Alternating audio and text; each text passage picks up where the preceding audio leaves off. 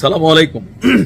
ছোটবেলা থেকে একটা কথা আমার বাপ আমারে বলতো যে নিজের যতটুকু ওজন ততটুকু ওজনের মানুষের সাথে বন্ধুত্ব করবা। বড় লোকদের সাথে চলতে গেলে ঝামেলা তৈরি হয়, কারণ কখন তাদের কোন খেয়ালি চিন্তা আসে সেটা থেকে বিপদে পড়তে পারো।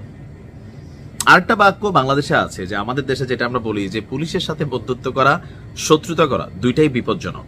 তবে আজকের দিনে মার্কিন যুক্তরাষ্ট্রের যে প্রেসিডেন্ট আছে ডোনাল্ড ট্রাম্প, তার সাথে বন্ধুত্ব শত্রুতা দুইটাই কিন্তু ভাই আপনার পুরো দেশকে বিচ্ছিন্ন করে দিবে। সবচেয়ে মজার বিষয় হচ্ছে এর আগের টার্মে যখন ডোনাল্ড ট্রাম্প ক্ষমতায় ছিল, মোদির সাথে এক অন্যরকম বন্ধুত্ব ছিল।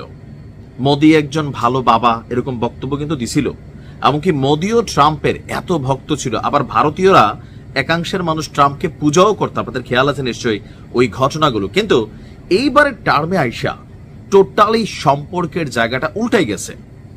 গতকালকে ভারতের প্রধানমন্ত্রী নরেন্দ্র মোদীকে ভয়ঙ্কর, অত্যন্ত ভয়ঙ্কর, শুধু ভয়ঙ্কর না অত্যন্ত ভয়ঙ্কর ব্যক্তি বলে মন্তব্য করেছেন ট্রাম্প।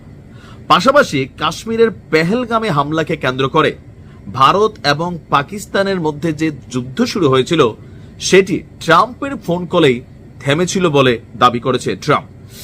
গতকালকে যুক্তরাষ্ট্রের মন্ত্রিসভার বৈঠকে উপস্থিত ছিলেন ট্রাম্প। বৈঠক শুরুর আগে সাংবাদিকদের সাথে মত বিনিময়কালে ট্রাম্প বলছে যে ভারত পাকিস্তানের সংঘাত শুরুর পর আমি অত্যন্ত ভয়ঙ্কর ব্যক্তি নরেন্দ্র মোদীকে টেলিফোন করছিলাম। ফোন কলে আমি তাকে জিজ্ঞেস করেছিলাম পাকিস্তানের সঙ্গে আপনাদের কি শুরু হয়েছে। তার রাগ এবং ঘৃণা ছিল প্রচন্ড। দুই দেশের মধ্যে এই অবস্থা বেশ কয়েক বছর ধরেই চলছে। এটা অনেকটা শত শত বছর ধরে চলা শত্রুতাপূর্ণ মনোভাব। তো এখানে অনেক কিছু বলছে যে মাঝখানে আবার আমরা শুনলাম যে কয়েকদিন আগে আবার ট্রাম্প নাকি 4 বার কল দিয়েছে নরেন্দ্র মোদীরে, নরেন্দ্র মোদী ধরে নাই। এই মুহূর্তে আমেরিকা এবং ভারতের মধ্যে যে জিনিসটা নিয়ে কনফ্লিক্ট সেটা হচ্ছে শুল্ক।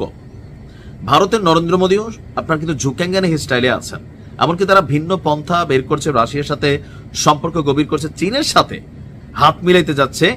কারণ আমেরিকা 50% শুল্ক এটা কিন্তু ফাইনালাইজ করে ফেলছে। ইভেন অলরেডি ভারতের সাথে বেশ কিছু যে কাপড় সহ এক্সপোর্টের যে চুক্তিগুলো আছে এগুলা কিন্তু ধাক্কা খাইছে।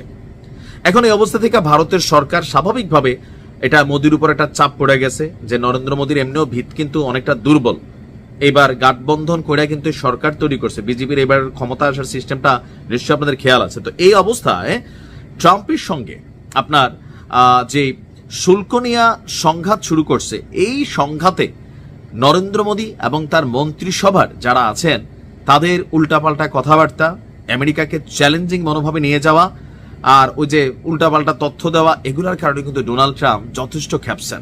আর এই খেপাতে আপনার অলরেডি